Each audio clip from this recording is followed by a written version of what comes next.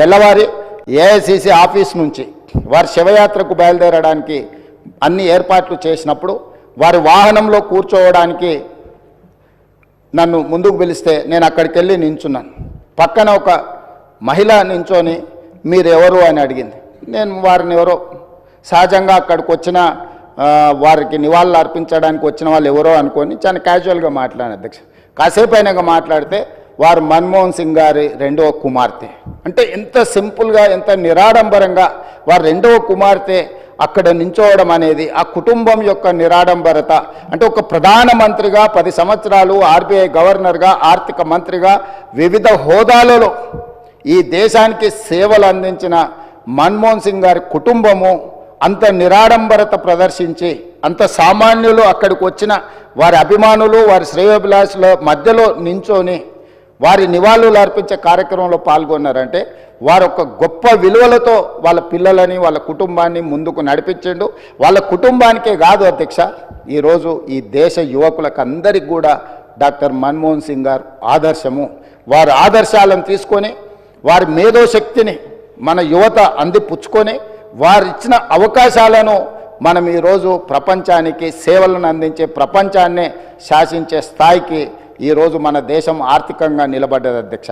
ఆర్థికంగా, రాజకీయంగా, సాంకేతికంగా ఈరోజు అన్ని రకాలుగా ఈ దేశం బలపడ్డది. ఈ దేశం ప్రపంచంతో పోటీ పడుతున్నదంటే డాక్టర్ మన్మోహన్ సింగ్ గారి సేవలు ఎన్నో ఈ దేశానికి ఉపయోగపడ్డాయి అధ్యక్ష.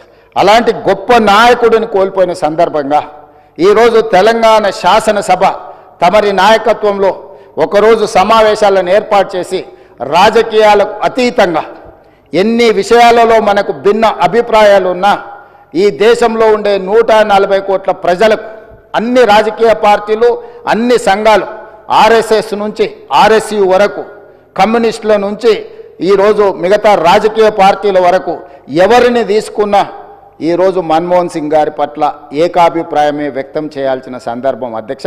అందుకే మీ అందరి తరఫున సభలో అందరి సభ్యుల సంపూర్ణ సహకారంతో డాక్టర్ మన్మోహన్ సింగ్ గారికి భారతరత్న ఇచ్చి వారి గౌరవాన్ని ఏ పదవులైనా ఏ హోదాలైనా వాటికే వన్నె తీసుకొచ్చిన మన్మోహన్ సింగ్ గారు.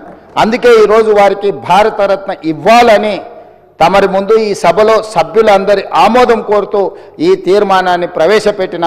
ఇదే కాకుండా ఆర్థికవేత్తగా ఆర్థిక విధానాలను ముందుకు తీసుకొచ్చిన డాక్టర్ మన్మోహన్ సింగ్ గారి విగ్రహం తెలంగాణ రాష్ట్ర ఏర్పాటులో ప్రధానమంత్రిగా రాజ్యసభలో ఒక దశలో రాజ్యాంగ సవరణల కోసం వచ్చిన చర్చలో తెలంగాణ రాష్ట్రం వెనక్కి పోతుందేమో అన్నంత గందరగోళ పరిస్థితులు ఏర్పడ్డాయి అధ్యక్ష. ఆ సమయంలో వారి అనుభవాన్ని కంప్లీట్గా, ముఖ్యంగా మనం ఇక్కడ గుర్తు చేసుకోవాల్సింది డాక్టర్ మన్మోహన్ సింగ్ గారికి అత్యంత సన్నిహితుడుగా, అత్యంత నమ్మకమైన సహచరుడుగా జైపాల్ రెడ్డి గారు కొనసాగినారు. జైపాల్ రెడ్డి గారు ఆ రోజు మన్మోహన్ సింగ్ గారితో మాట్లాడి సమన్వయపరిచి రాజ్యసభలో ఆ సవరణలకు అవసరమైన స్టేట్మెంట్ ప్రధానమంత్రికి వెళ్ళి రాజ్యసభలో వారి స్టేట్మెంట్ ఇవ్వడం జరిగింది. రాజ్యాంగ సవరణకు తిరిగి లోక్సభకు పంపాల్సిన పరిస్థితుల నుంచి ఆ క్లిష్టమైన పరిస్థితిలో వ్యూహాత్మకంగా చతురతతో డాక్టర్ మన్మోహన్ సింగ్ గారు రాజ్యసభలో వెళ్ళి ప్రకటన చేయడంతో ఈరోజు మన సర్వస్వతంత్ర తెలంగాణ రాష్ట్రంగా మనం ఏర్పడడమే కాకుండా 10 సంవత్సరాలు పూర్తి చేసుకొని తెలంగాణ రాష్ట్రంలో మనం పరిపాలన కొనసాగిస్తున్నాం. లైక్ చేయండి,